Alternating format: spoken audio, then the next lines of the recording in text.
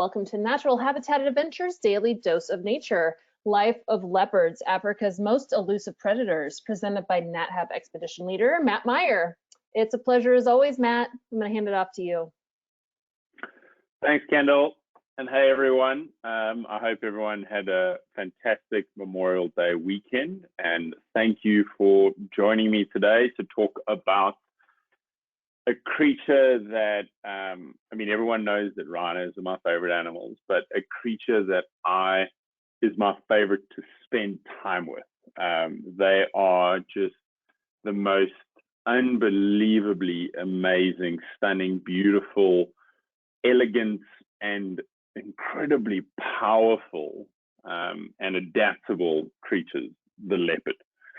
So I'm going to start off with basically my life with leopards and then move on through the life of leopards as I got to experience them at MalaMala. So as you can see there in the middle, that was when I first started guiding at MalaMala over 10 years ago. We thought, no, let's just try and see how comfortable this actually is. Because we see these amazing animals lying in these trees, these positions, and you think, oh, that looks so comfortable, and they fall asleep like that. Let me tell you, it is arguably the most uncomfortable I've ever been. You can't breathe, you can't do anything, and there's just so much pressure placing on your chest that it just doesn't make any sense. But leopards are they're adapted to lying in these positions in these trees, and that their chest cavity and their lung they almost go to either side of their body cavity when they are lying on that branch. They're not actually lying directly on the branch itself. So on either side of me were my two favorite leopards that I used to enjoy spending so much time with. On the left-hand side of me, this one here, this is the Kikilezi Female. So she was born in 2001, and she died not too long ago. Now, Kikilezi is actually, it's a derivation of a Shangaan word. So often when you get a lot of different languages translated back to English, if you directly translate them, they lose all of their meaning completely. So Kikilezi is actually essentially a lazy animal. But lazy is a part of the word in Afrikaans for a leopard, a leopard. So it's a lazy horse. There was a road at MalaMala called Kikilezi Hush, which translated from Shangaan was the lazy horse. So that was my favorite leopard, my favorite female leopard, and I followed her as often as I could. She was a very successful mother leopard, so she had many offspring, many surviving offspring, and one of her nieces I was actually fortunate enough to see when I was at MalaMala not so long ago, about 2 months ago. And then this leopard here on the right-hand side of me is the bicycle crossing male, known across most of the Sabi Sands as just the most photogenic and beautiful leopard. You can just see those eyes there they're just something else. And this is actually also his paw that I photographed when he was hanging out in a tree.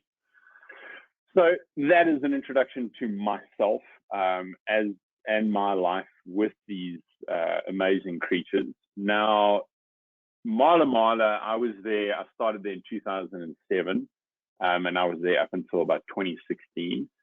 And arguably, MalaMala, the southern part of the Kruger National Park, the Sabi Sands, Sabi Game Reserve, this area has the highest density of leopards anywhere in Africa. Now, the highest density of leopards in the world is in Sri Lanka, but in Africa, it's between the Sabi Sands of the southern Kruger and Kafue National Park in Zambia.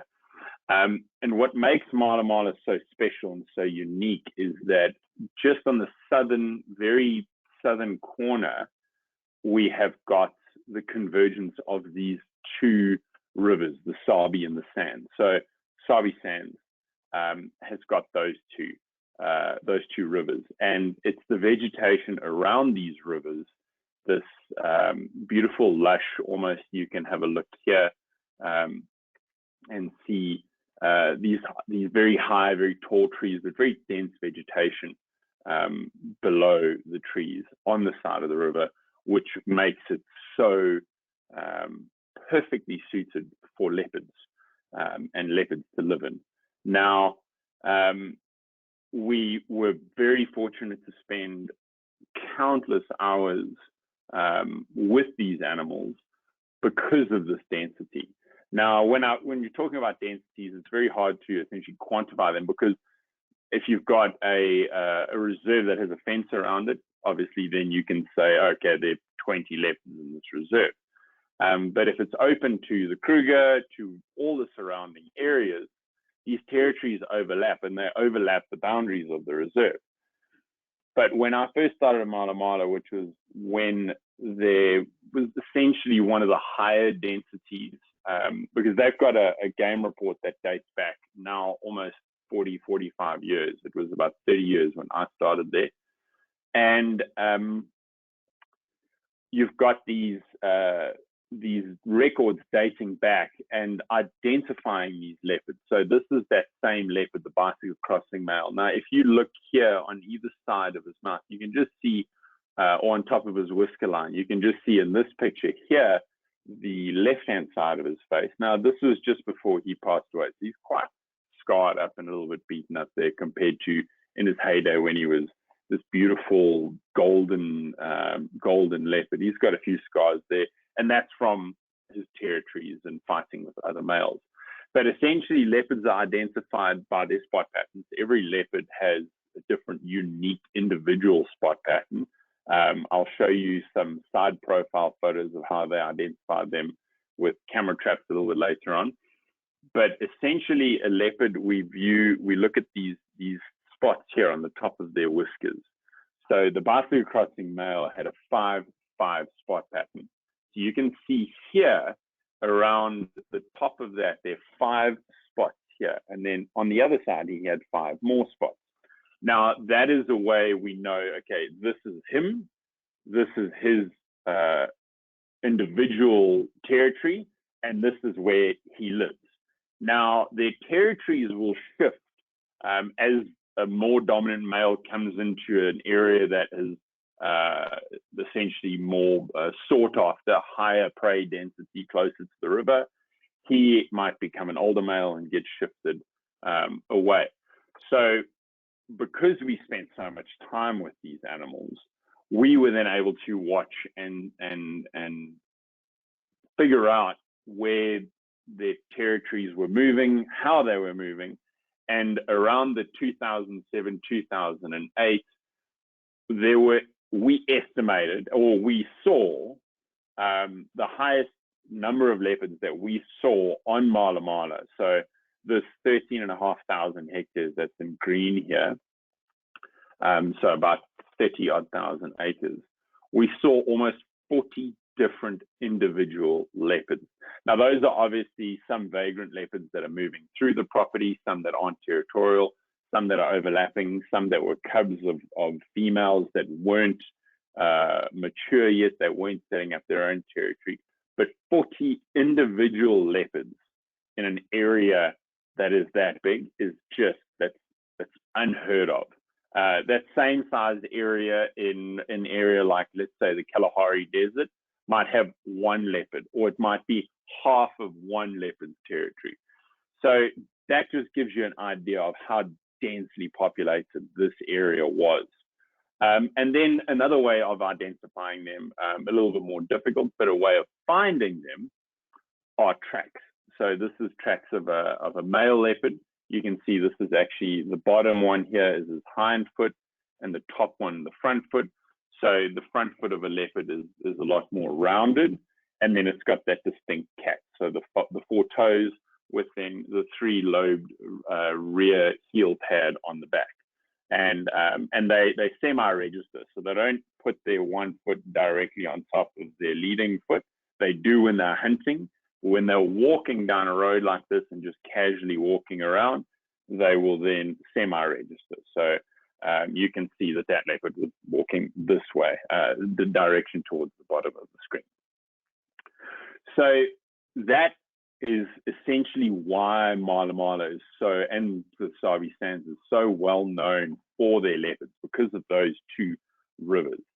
Now, the life of leopards, being able to spend time with these creatures, sometimes for 4 or 5 hours at a time, allowed us to then witness and almost break the idea that these animals were strictly solitary. They never spent time with other leopards, and that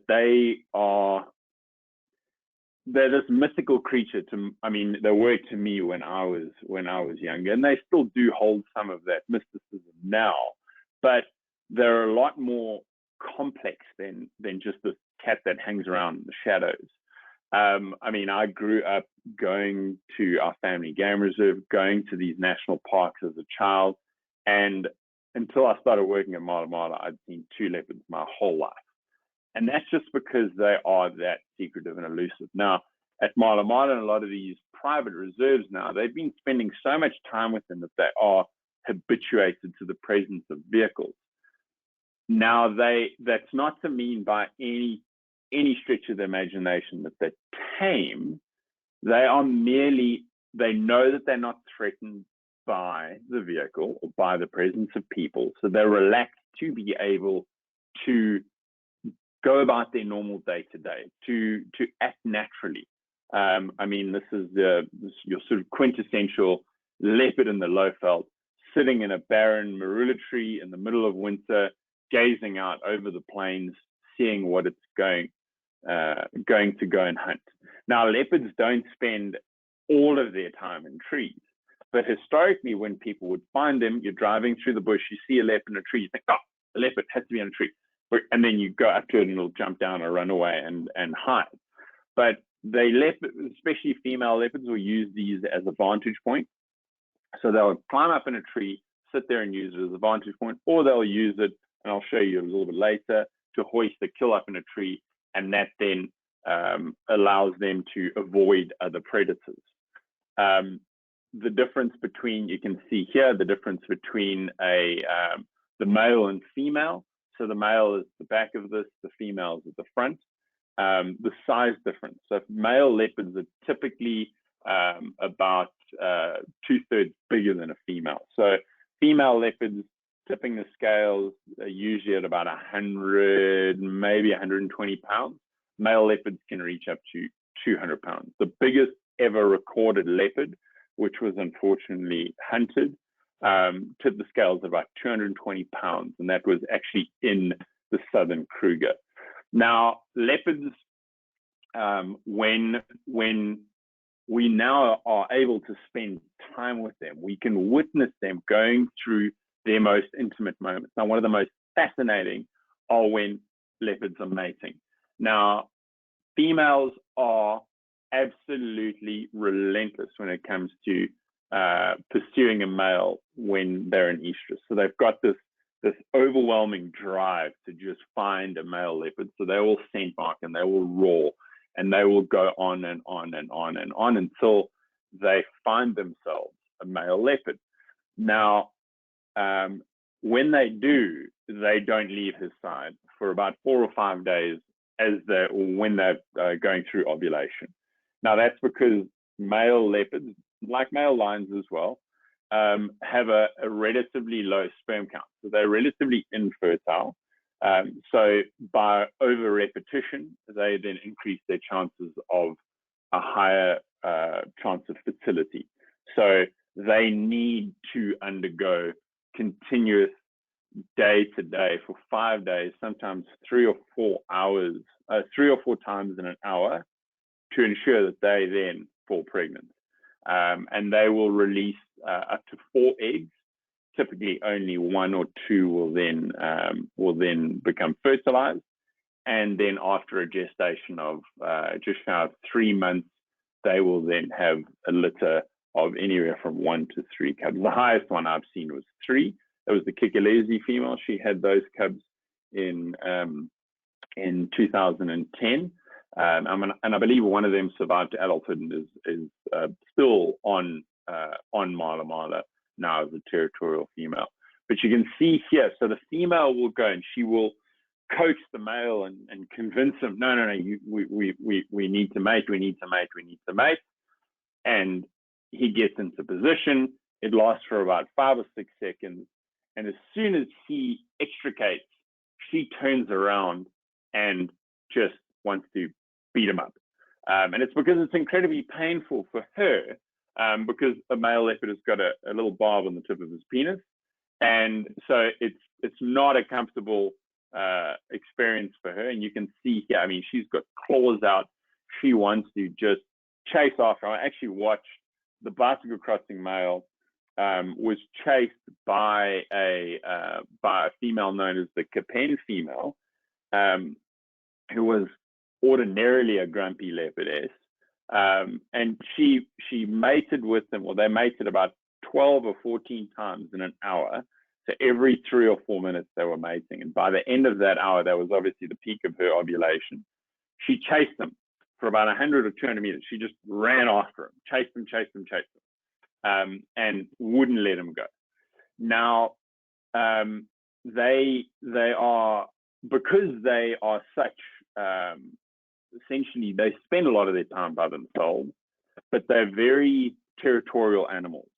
So this female is very protective over this male while she is mating. And occasionally we would find another female who is an estrus come into the same area as this mating pair.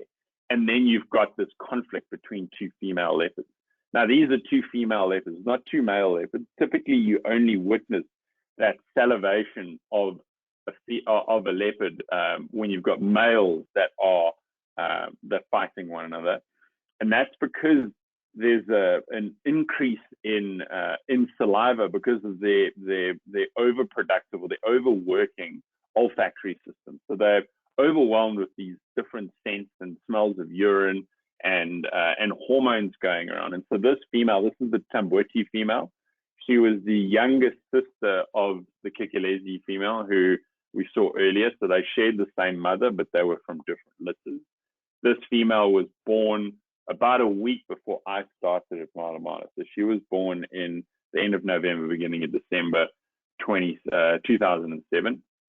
And she was one of the most territorial females around the northern MalaMala area. And so she would then set up her territory, and around her would be other females' territory, and then you would have this male who would have his territory over that. So at any given time, a big male leopard could have a territory that was over maybe 3 or 4 different females' territory. Now, the males are very physical when it comes to their fighting. Usually females are, because their territories don't overlap almost at all, they're respectful of a boundary. But when there's mating going on and there's hormones flying, things are a little bit different there. So that's why this female is a little bit worked up. She's got all of that saliva. She's kind of pent up. She's just been mating, and now there's another female on the scene. Well, what's going to happen? And then obviously after the mating occurs, then the cubs come, and they're very good mothers. They still have a pretty high infant mortality. It's not that they're not as, let's say, careless with their young as lions are. I've seen lionesses almost forget about their cubs, and they don't go back to where they left them. But female leopards are very good mothers. They'll bring kills back. The Kikilezi female would often drag an impala carcass for several hundred yards, if not a mile or 2, back to where her cubs are, rather than risking getting them and bringing them back. So fiercely territorial, very good mothers. And then prey species, they are they essentially have a prey count of about 100 different species. This is a female leopard that had just caught a duiker. And this is one of the things that make them such adaptable creatures, is that they have got such a wide variety of animals that they essentially eat and they feed on. So I've seen the Tamburi female, she survived on francolin, a little sort of grouse-like bird, and dung beetles and snakes and chameleons for almost 2 years after she was, or maybe not 2 years, about 18 months after she was independent, until we saw her with her first like big kill, something that was notable, that she dragged up a tree, and we're all like, okay, this is her day. She's now finally become an adult leopard, because cubs will leave their mothers depending on the maternal instinct of the mother. And usually, because females are in competition with one another for males and for space, females will become independent earlier than males. I'll show you a picture in a little bit of a male leopard that, I mean, at a year old, a male leopard is bigger than his mother. And this male leopard stayed with his mom for almost 2 years, or just over 2 years, whereas most independence happens at about that 18 to 24 month range. So that is courtship and some of the behavioral things of leopards in general. And now we're going to go into some of the more specific males, their interactions, the females, their cubs, and then just the most mind-boggling sightings that I've had with some of these creatures, and some of the incredible feats of strength that I've been fortunate enough to witness. So when I started at MalaMala, we had these 3 male leopards that were tussling over essentially what we call the bicycle crossing, which was a river crossing at MalaMala main camp, and for his namesake, what the bicycle crossing male was known as. Now, obviously, there are other male leopards that were around the periphery, and some came after, and some were before. But he was, let's call him the king of MalaMala when I first started there. His territory was massive. It ran down most of the length of the Sand River that was on MalaMala. He was seen all the way up at main camp, all the way down almost to Kirkman's camp, which is the neighboring property and the neighboring camp that used to be part of MalaMala. But obviously, because there are no fences or anything like that there, it's all contiguous land, so these animals can move and come and go freely as they please. So they aren't bound by those road networks that are the boundaries for game drive vehicles. And he wasn't the biggest, but he was by no means a small leopard. He probably weighed in at estimated about 65 to 75 kgs, depending on if he had a full belly or not. So a leopard, not as much as a lion, but a leopard can eat up to about 1/5 of his body weight, 1/6 of his body weight in a single sitting. So a big male leopard at 155, 160 pounds, he could eat 30, 35 pounds of meat in one sitting. And leopards, they'll make a kill and they'll stay with it until they finish it, or they'll stash it in a tree and come back to it later. So you had the bicycle crossing male. Then we had this big chap over here who came in from the north. So the bicycle crossing male was born to a leopard on the neighboring property, Londolozi. So he was essentially in his home ground territory, and that's where he was born and raised, and he grew up there. Whereas this leopard, the Msagwen male, there's a big long road that cuts MalaMala essentially in half in the northern section called Msagwen, and that's where he set up his territory. And he came in from the north or northeast, sort of Kruger or northern Sabi Sands. He was just one of those leopards that we slowly started to see, and he became more and more relaxed with vehicles. When we first saw him and he first started setting up a territory, he wasn't relaxed at all. He would see a vehicle and he would crouch down. And leopards are very good at letting you know when they're not comfortable. I often get asked when we're following leopards, when we're on safari, aren't we getting too close, or isn't this leopard uncomfortable with us being a... In general speaking, if a leopard doesn't want you to be there, it won't be there. So a leopard will move off very quickly if it's uncomfortable, or they'll let you know with their various behavioral things. So if a leopard's walking away and it's got its ears pinned down, it means that it's concentrating on what it's about, it's trying to listen to you. So it's probably not comfortable with your presence. And that's what he was like when he first started at MalaMala. And then we had this male leopard down here called the Kikilesi Male. Now, the Kikilesi River is a river that runs in the northwestern parts of MalaMala, and that's where his territory was. So the bicycle crossing was essentially the intersecting point of these crossroads of these three male leopards. You have the Kikilesi Male, the Male, and then the bicycle crossing male in between. And that is all over females territory. So where you have a dense population of females, you're going to have a dense population of males competing for that space where you've got a lot of females. Now, why are females there? Because it's good cover for cubs. There are a lot of den sites and prey numbers. So high prey numbers, high female numbers, high male numbers, conflict. Now, the sighting that we're going to talk about in the middle here.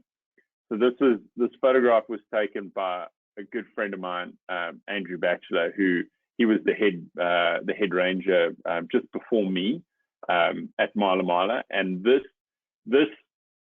picture was the culmination of 3 days of these three males sussing each other out. Now, they met like this twice in those 3 days, and then they went their separate ways. And after that day, they'd set up this is the edge of my territory, this is the edge of your territory, and no one crossed that line until one of them started moving further south. The bicycle crossing male started moving further south, and then the male, at the end of 2009, he disappeared. And we think he went into the Kruger Park, and something might have happened to him there. And then there was this void, and there were 3 or 4 other leopards that converged around that sort of crossing point. But what had happened here was, so leading up to the sighting where you've got these 2 male leopards that have collided like this. So you've got the bicycle crossing male is on the left-hand side, and the male is on the right-hand side. Now, when we first found this whole interaction starting, the Kikilesi male, who was the older of the males, and he had a soft spot with me when I first started there. I liked him. He was a quirky leopard. We didn't really see him as often as these other 2 because his territory was kind of difficult terrain and difficult to follow off-road.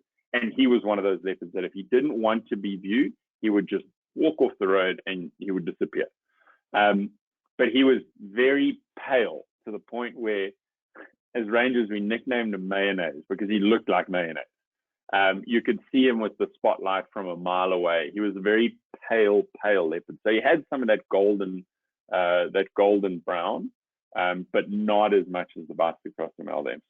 So he was a bit older, a little bit smaller, and he was up ahead, and he was walking in from the southern part of his territory, walking back into his territory, and he didn't know that behind him was the bicycle crossing male, who was sitting, just tailing him, looking, sussing out the situation, seeing if he had turned north and east, then he might have had a problem, but he turned north and west, and he carried on going. And unbeknownst to the bicycle crossing male, behind him was the male. So you've got the Kikilesi male, the bicycle crossing male, and the male. He knows about him, but doesn't know about him. He doesn't know about him, but knows about him. And so you just had this moving chess match of what's going to happen. So the Kikilesi male veered off and went north and west into his territory, and so wasn't any concern anymore for the bicycle crossing male. The bicycle crossing male reaching the northern part of his territory kind of turned, and that's when him and the male eyed each other up. Now, for any of you who watched Rich and my virtual safari from a couple of months ago when we were at Sabi Sabi, we spoke a little bit about how these males would suss each other out. Now, they parallel walk, and they will walk almost shoulder to shoulder, salivating, roaring, scent marking for a couple of days. And then if they can't figure out who is the more dominant, the one who thinks he is will fight, or the one who is scared and knows that he's not the more dominant will leave. Now, when you've got two almost equally opposing males, one, the bicycle crossing male with more confidence than any leopard that I've ever known, and the Msegwen male who was bigger than the bicycle crossing male, not by a lot, maybe by a couple of percent, so a couple of pounds on a good day. When you've got these two and neither of them is going to give up, you're going to have conflict. And so after 3 or 4 days, you just had this clashing of fur and claws and spots. There was a hyena that had heard the commotion from the previous day of them growling and thought, oh, let's see what's happening here. And so there were these hyenas, and this hyena actually, just after this picture, ran in and tried to be opportunistic and get a bite on one of them. But nothing happened. And then it was almost as quickly as it started, they settled down, they regained their breath, they'd known, okay, this is where our territories lie, and they turned around and walked away. And then they roared at each other once or twice in the years after that, the 2 years or the year left that we saw the Msegwen male. And then the bicycle crossing male just slowly started to move his territory further and further down. And the leopard that took over his territory was actually his son, who we had called the airstrip male. And he actually, interestingly enough, he had the exact same spot pattern. So he also had a 5-5 spot pattern. And he set up territory just south and west of where his father had set up territory. This is him with a warthog kill that I will speak a little bit more about later. But he was shorter than his dad, possibly a little bit more confident. And towards the end of his life, he actually only had one eye that he could see out of. But just this absolute brute of a leopard. And then south of that, where his dad's former territory was, this male set up territory. So we call him the treehouse male. So he set up a territory just south of Rattray Camp, which is essentially where the heart of the bicycle crossing male's territory was. And then there was this male up in the north, just seen hissing here. There was he was mating with a female, and the female was in the tree trying to get to this young impala carcass that she had actually killed, and he wasn't having any of it and letting her near it. So MalaMala at its sort of peak of dominant male leopards was possibly around the 2007, 2008, 2009 time, and we had about 6 or 7 individual dominant male leopards across the whole property. Now, if you take into account that each of those males might have 3 or 4 females, just by those numbers alone, without any vagrants, without anything, you can essentially determine that out of that 40 that we would have seen over that individual calendar month, the record, which was in, I think it was one of the winter months, where a lot of the animals converge on the river, we would have had at least 32 to 35 resident leopards, resident adult leopards, excluding their individual cubs for the females. So that, I mean, it's mind-boggling the numbers and the density of these creatures in this part of the world.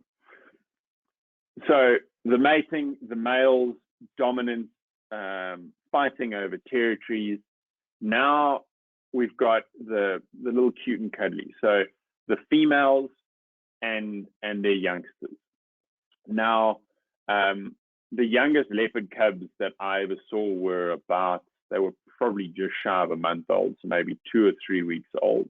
And it was these little guys here about a week prior. When I saw them the first time, their eyes were still completely blue. and this was taken a couple of weeks after we first saw them. So this was a female leopard called the ostrich Kikilesi female, who was a descendant of the same leopard we were talking about earlier, the Ngobazwan female. So the Ngobazwan female mothered the Kikilezi female. Then the very next litter of the Ngobazwan female was the Campbell Kikilesi female, who was then the mother of this female here, the ostrich Kikilesi female. And she had a territory in northern MalaMala, but she was one of the few female leopards that we witnessed not successfully raising a single offspring. She had a very successful life. We'd often find her on kills. She was always mating. She was always territorial, but she just had a stroke of bad luck with every single litter of cubs, whether they'd be killed by lions, hyenas. I think one of them was actually killed by a python in a den that she had the cubs in. So she was a good mom. She was just a very unfortunate mom.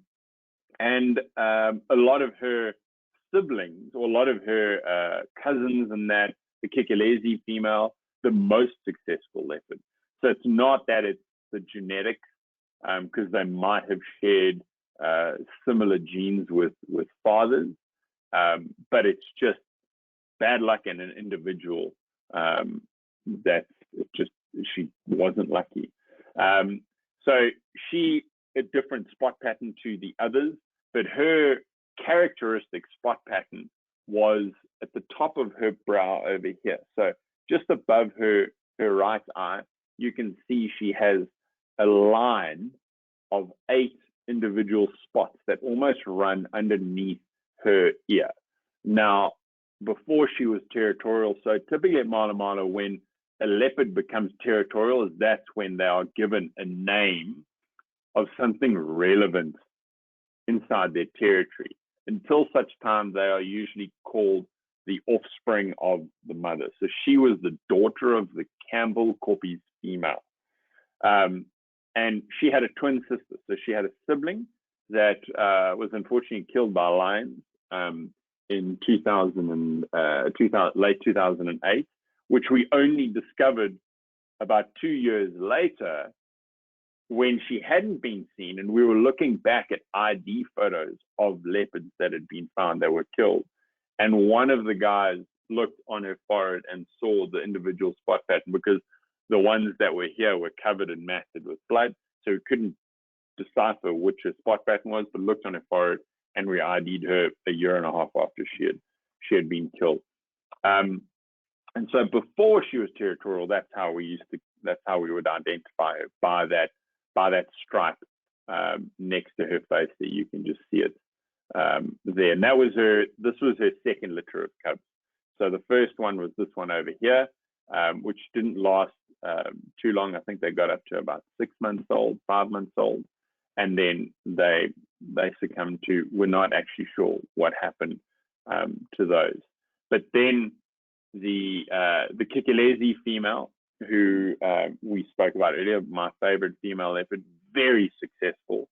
She successfully raised 3 or 4 individual litters, some of whom are now still territorial on MalaMala. This was a cub that she was raising in about 2013, and you can see her in the background there, going and essentially letting the cub take over the hunt. They'd seen a steenbok on a freshly burnt fire break, and so it was very open. Cub stood no chance of catching the prey, but it's a cat, so it chases anything that it can.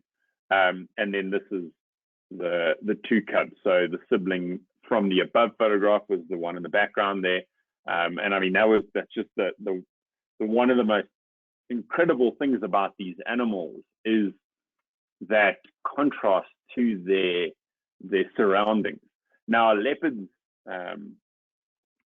camouflage is essentially not meant to make it blend into its background. It's meant to make it into a lot of smaller things and then allowing it to blend in.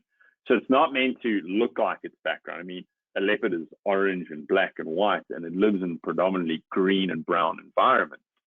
So because their prey can only see green and blue, they can't see red, they blend into their background, but they would still have that outline and that shape. So their rosette, their primary function of a rosette is to take one creature and turn it into 1,000 little creatures. So for us, we can see that there because we can see red and all the variants of it. It's black and red. But if you were an impala looking at that, the only thing you would see there would be the movement as the animal moves. And then, so these cubs, they pair off one another. The mother teaches them to hunt, and a lot of it's instinctive as well. They start eating meat at about 2 or 3 months old. They nurse up until then almost entirely. And then after 6 months, the mother will start to wean them. At about 1 year old, she spends less and less time with them and lets them spend more time alone. And then that's when they obviously get up to a lot of their leopard shenanigans, like flying leopards, which is something that you don't see every day. But they will then, that's when also when they're at the most risk, when they start getting curious, the mother leaves them at a certain area and it's like, don't go anywhere. I'll be back in a couple of hours at dinner. And they go wandering and they'll chase after a francolin or something, get too far away from the den and get surprised by a pride of lions or a hyena or something that they should not have been going out looking for, and then they don't have the safety of the den. And that's when your cub mortality comes in. But every now and then and a lot more often than two siblings, when a female leopard only has one or one of the cubs dies at a young age, mom is then responsible for the entertainment of the cubs. So you can see mom has to do everything. Mom has to play. Mom has to clean. Mom has to entertain, which is a lot of work if you also then have to go out and hunt. So when mom is not around, then the cub also then becomes a little more curious. Again, a lot more risk or at risk than if it had a sibling that it was able to play with. They start climbing trees at 2 or 3 months old. They can just climb up, but then they are proficient climbers between 6 months and a year or so. And then remember, I was saying a little bit earlier, there was that one male that didn't want to leave his mom. This is him here at about 18 months old, and he still stayed with her for almost a year after that. He was double her size. She was a particularly small leopard, known as the Kikilesi Female leopard. So third or fourth cousins of the ostrich corpus female. They shared their mothers were aunts, essentially. And it might sound like everything is related here, but as long as you've got fresh male genes coming in, your risk and your chances of inbreeding are fairly low. So you've got those fresh genes coming in with males, and that's why males, as soon as he became territorial, his territory shifted, and he is now territorial way up in the northern Sabi Sands. So he didn't spend any time around the territory of his mother. So therefore, no risk of either mating with his mother or mating with any of his older siblings or younger siblings, because the dominant male in the area then sees him as a risk and sees him as competition and chases him away.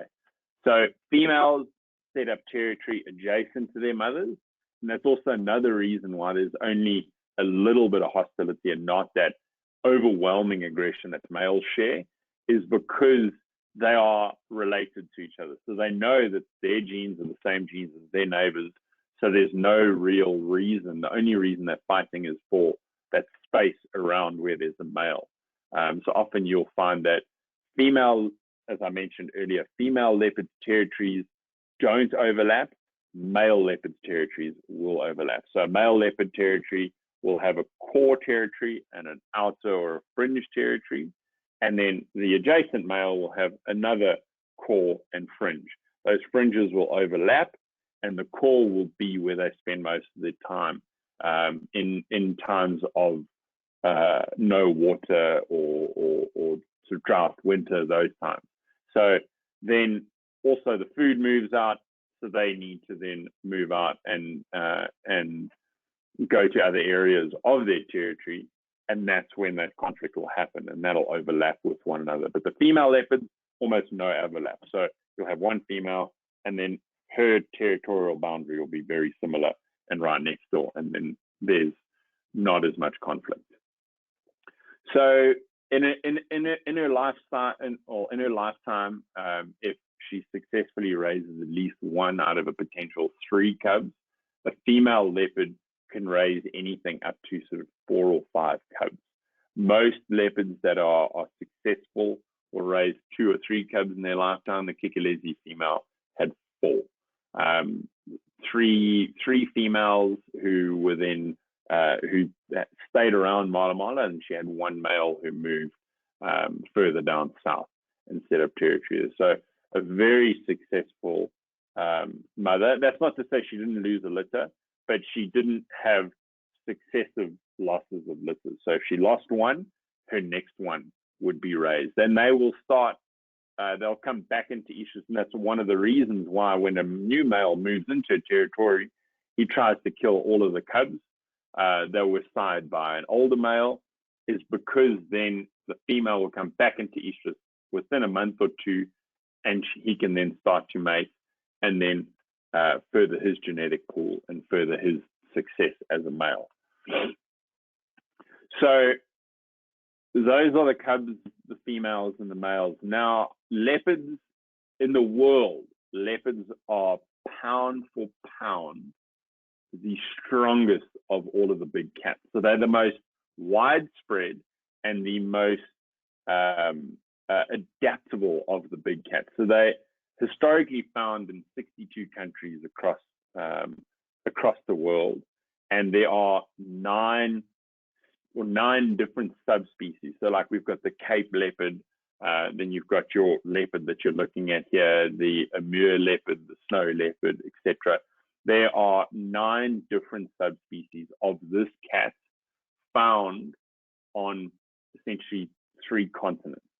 And then there are the equivalents of leopards on almost every continent, where you've got the jaguar in South America, the mountain lion in North America, similar behavioral traits, but different species. So the leopard, out of all of the big cats in the world, is the most adaptable and pound for pound the strongest. Now, leopards have been known to carry their body weight, if not a little bit more than their body weight, straight up a tree. Now, this is a picture of the Imsachwen male who killed a baby zebra. Now, a baby zebra, when it's born, weighs almost what a female leopard will weigh. So at a year old, a foal weighs what a male leopard will weigh. And he devoured half of this thing without flinching. You can already see his belly is bulging there. And then he sat and ate with a hyena for 2 days, nose to nose, no problem. And that just goes to show the confidence that some leopards will have against other predators. I won't show it for too long because it is a bit of a distressing image, but this is a picture of a male leopard killing or dragging a rhino calf up a tree. That wasn't, it didn't kill it. It found it dead. It was a stillborn. But I mean, a rhino calf, when it's born, weighs 140 pounds. So it's bigger than that leopard right there, and that's dead weight. So you could consider that to be essentially heavier than a leopard. But the thing that I'm going to highlight here, and I've only seen it once in 15 years guiding and 10 years at MalaMala. I only ever witnessed a leopard killing a warthog once. Now, this is the ultimate of ultimates for guides to witness. It's not the prettiest thing to see. This was actually a fairly mild one from what I've heard other guys seeing, and it lasted for a while. But that's not to say that either didn't suffer through it. Now, this male walked up, sniffed the hole, as he was coming back down, this warthog just came bounding out and obviously made the wrong choice, the wrong day. And this male leopard got hold of this warthog. But you can see here, I mean, it's not like the warthog didn't stand a chance. The warthog stood a fighting chance. It's here. This is the warthog jumping onto the leopard, trying to headbutt the leopard, trying to get a foothold to enable it to fight back. Now, warthogs have got they've got two sets of tusks, the upper and the lower, and they wear on each other like a wild boar or a wild pig. They wear on each other, and they are razor sharp, absolutely razor sharp. And this leopard was being tossed and turned and pushed around. And after, you can see here, I mean, that nearly gored his eye out. And this is them standing face to face. So the warthog was standing up. The leopard barely had a grasp on it. This was the airstrip male who we were looking at a little bit earlier. And he finally flipped it around, flipped it over. And then we saw he had a wound on the back of his head from the warthog. He didn't have that before. And right here, this was early on in the fight, that warthog's tusk is actually here in the male leopard's throat. Now, as this warthog is tussling him around, this is the first time we got to see this warthog bleeding, and it wasn't puncture marks or anything like that. It was impact of how hard this warthog was headbutting this leopard. Now, as I mentioned, this lasted about 45 minutes to an hour. And finally, when the warthog succumbed, this is what was standing. And that blood, the warthog, the leopard asphyxiated the warthog, so suffocated it. The warthog didn't have any skin, because so this leopard was dragging it towards us and dragged it quite close, and he was terribly tired after this ordeal, and he stopped right next to us, and we couldn't see any puncture marks on this warthog, and that blood is all from the leopard. He had a small puncture in his throat, and that is all the leopard's blood that's there, barring a little bit on the back leg. So there wasn't any puncture of that. So that leopard was lucky that he was the one that was alive afterwards. And this is it just shows you. And these are two, I mean, this is leopards. They're probably their favorite thing their favorite meal, if you want to call it that, but it's their most difficult one to get, because a warthog, if there's one thing that might be tougher than what everyone thinks, the honey badger, my money is on a warthog, because they just absolutely don't give up. And then to finish it off quickly, because I know we're running out of time, and I said to Kendall before this that I actually intentionally put 20 minutes of photographs in here, and I've already hit the hour. So I'm just going to quickly go over some of the main conservation effort that is on leopards, and that's worldwide. And it's an organization known as Panthera, and their project on leopards is called PARDIS. Now, they are covering leopard monitoring in 16 countries across Africa, and they have been doing very intensive monitoring in Southern Africa and South Africa for the last 10 or 15 years.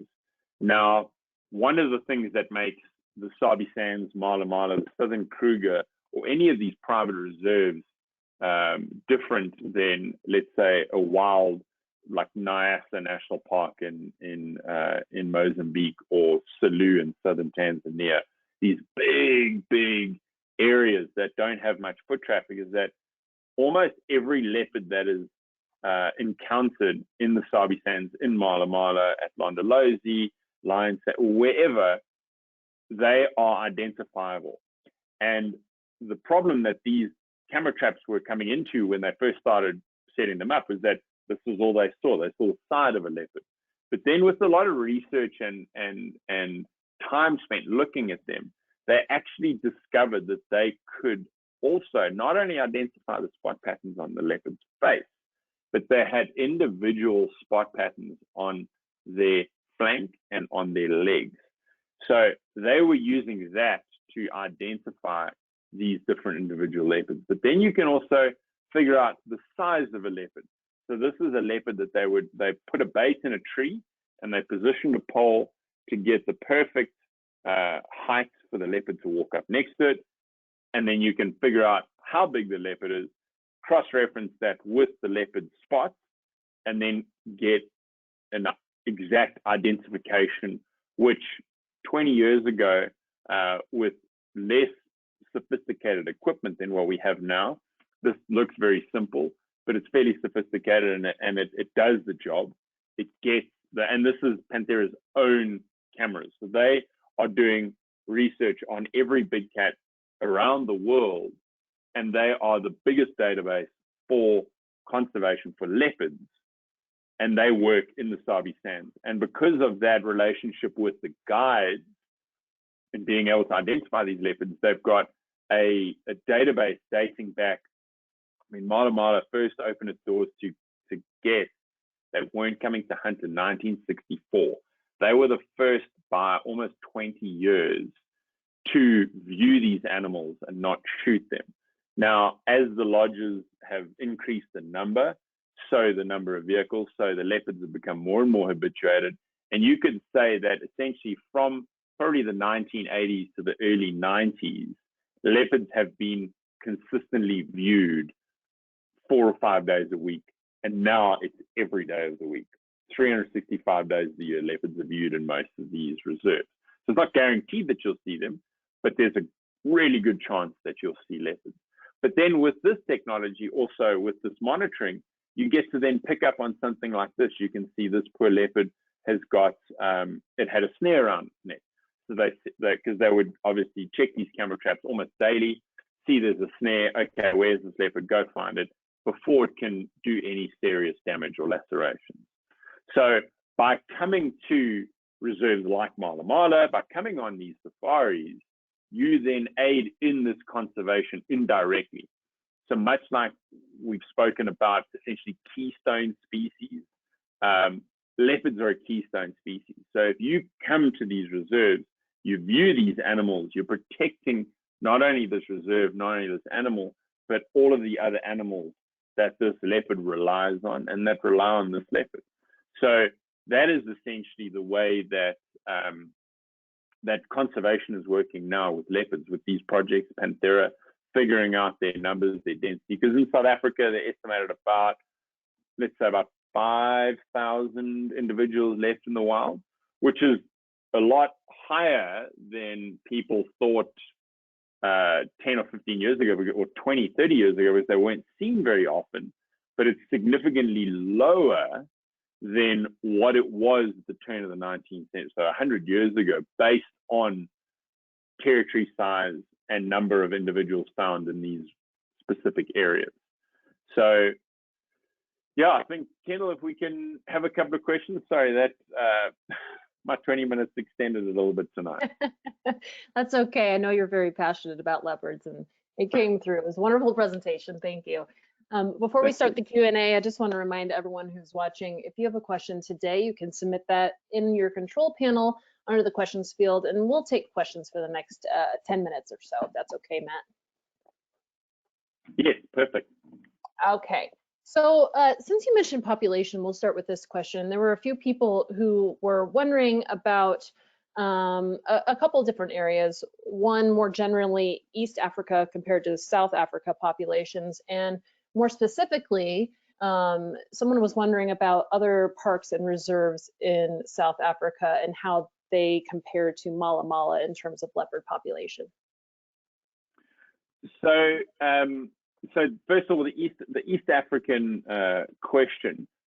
Leopards are, yes, they're very adaptable across a wide variety of environments. They're found from rainforests in Gabon to the deserts of the Namib and the Kalahari, and they're found in open plains in densely wooded areas. But because their predominant prey are small to medium-sized antelope, they need to be in areas where those small to medium-sized antelope are, but ideally not in very open environments. A leopard it's not a speed hunter like a cheetah, which will chase down something over a vast distance, nor is it a power in numbers like a lion, where it can kill animals that are much bigger. Because if a leopard goes for a warthog and it sustains an injury that is essentially life-threatening, it can die. It can't rely on others of its pride. So leopards, when it's big open grasslands, you typically don't find them in as high numbers as these wooded riverine environments like in the southern Kruger. So East Africa, there are leopards there, and there are some, you will have amazing sightings there, but their density is not as high as you would find in southern Africa. And because their density isn't as high, typically they're not, people don't spend as long with them when on safari as they would in southern Africa. So that's, I hope that helps answer that question. They're definitely there, and you can have some. I've had some amazing sightings of leopards in Tanzania and in Kenya, but not at the same frequency, let's call it that, as in southern Africa. Now, I'm a little bit biased with MalaMala because I know what the viewing is like there more intimately than anywhere else that I've been, because I've spent so long there. And they were one of the pioneers for this kind of viewing. So for me, if someone says, where should we go and see leopards? My answer will always be MalaMala. But yes, I would say in the Sabi Sands, because of the density of leopards in that southern Kruger area, any of the private reserves, we go to a number of them in the Sabi Sands, that they will have the same quality of sightings, but also, again, MalaMala is a lot bigger than its neighboring reserves. And so you have access to more land, thereby access to more, the frequency of sightings will be a little bit higher. So yes, you will see them in other reserves in the Sabi Sands and in southern Kruger. But my answer when asked will always go back to MalaMala, because I spent so long there, and I know firsthand just how good the viewing can be. All right. So a few people had similar questions on this next one. One question was, earlier you had a photo of a leopard with its front paws on a vehicle, and so people were wondering about the safety of the people and if leopards ever attack folks. And also conversely, because of leopards' habituation to the vehicles, people on safari, they were just wondering about leopard safety in terms of poachers or trophy hunters.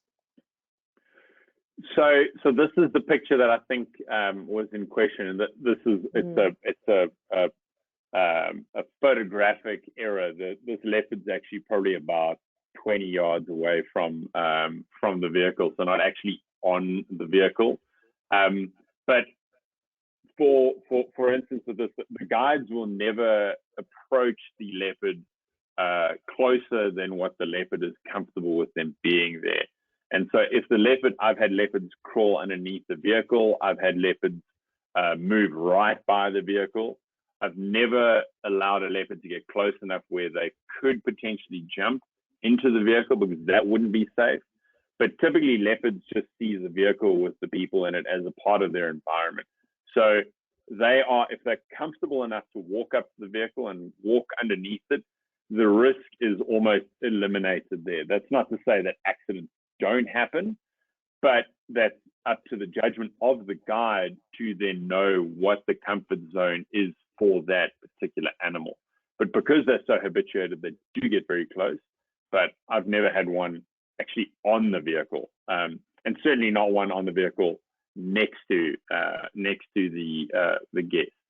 Now, going to the poaching side, yes, leopards are heavily poached in South Africa. I think the number is estimated about 800 leopards are poached annually for their pelts, because they're used in a lot of traditional warrior regalia for certainly the Zulu tribe.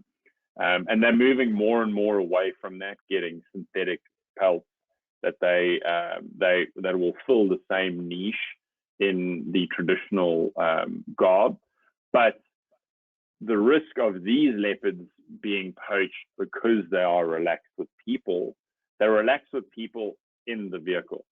I've had that male leopard, the bicycle crossing male, who is super relaxed with vehicles. I've had him. We were out tracking, and it was actually Andrew who took the photograph of those two leopards fighting. We're tracking him on foot, and we surprised him in a thicket, and his personality was completely different to if we were in a vehicle. And he charged and charged and charged and charged. And then when he was confident and comfortable that we were not a threat, he moved away. But in a vehicle, completely different to on foot. And so because most of the poachers are coming in on foot, leopards will remain almost unseen. If you're walking and a leopard doesn't want to be seen and it knows you're there, you're not going to see it.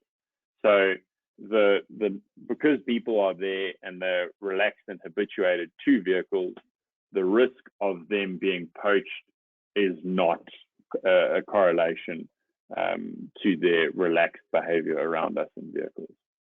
Mm-hmm. So we had several questions about females and males and cubs, so I'm going to combine a couple of them. Someone was wondering how females respond when their cubs are killed by males, and if they appear to mourn in any way. And also related to that, someone wants to know how males are able to recognize their offspring. So the first question, the females cubs getting killed, it's been seen and it's been recorded on a number of occasions that female leopards will not as far as, let's say, baboons go, that will carry their young around for days, but female leopards will sniff, they'll smell, they'll often pick up and move cubs around just to essentially make sure and to reassure themselves the cub is actually dead.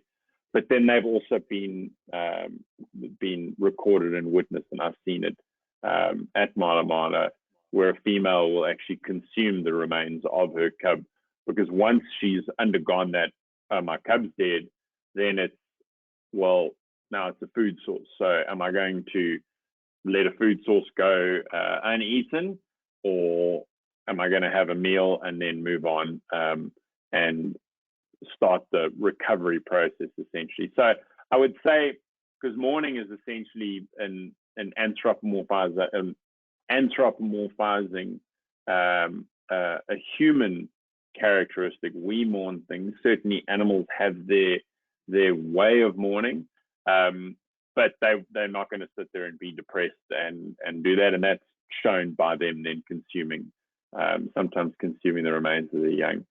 And then the male recognizing its cubs, it's recognizing the scent of the female that they know that they mated with, and that female has a territory that they are then dominant over.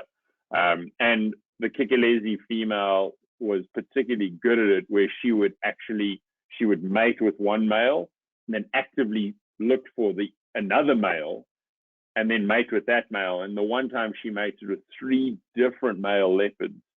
So neither of them knew who was the father. Obviously, they didn't know about each other, but they all then thought that they were the father of those cubs. So there was a much, much lesser chance of her cubs being killed by one of those males, because all 3 of them thought that they were the father. So by my opinion, that's how males recognize that those are their individual cubs, because they recognize the female that they've mated with. Mm-hmm. So I'll end on this next question here.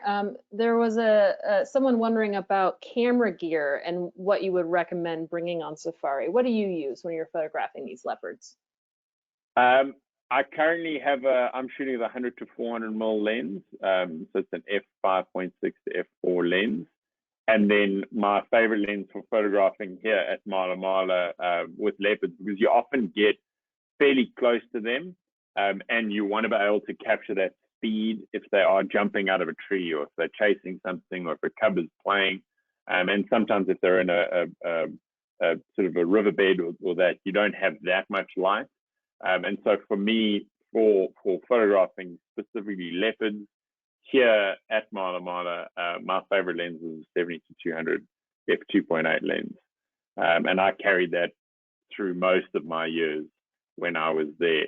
But for versatility, that 100-400 is a phenomenal lens, and that's what I carry with me now, because I don't just photograph leopards at MalaMala. All right, great. Well, Matt, thank you so much. This was fantastic. No worries, you could talk forever. I know about leopards, but this was wonderful. Thank you so much for taking the time to present for us today. I'm going to hand it back over to you for closing comments. Yes, thanks, Kendall. And thanks once again to NatHab and the WWF for hosting these wonderful daily doses of nature. I know they've been a much needed break from everyone, the lives that we're in at the moment, not being able to travel and not being able to move around. And for us as guides to keep us engaged in the content and with our guests that are hopefully going to be coming out soon.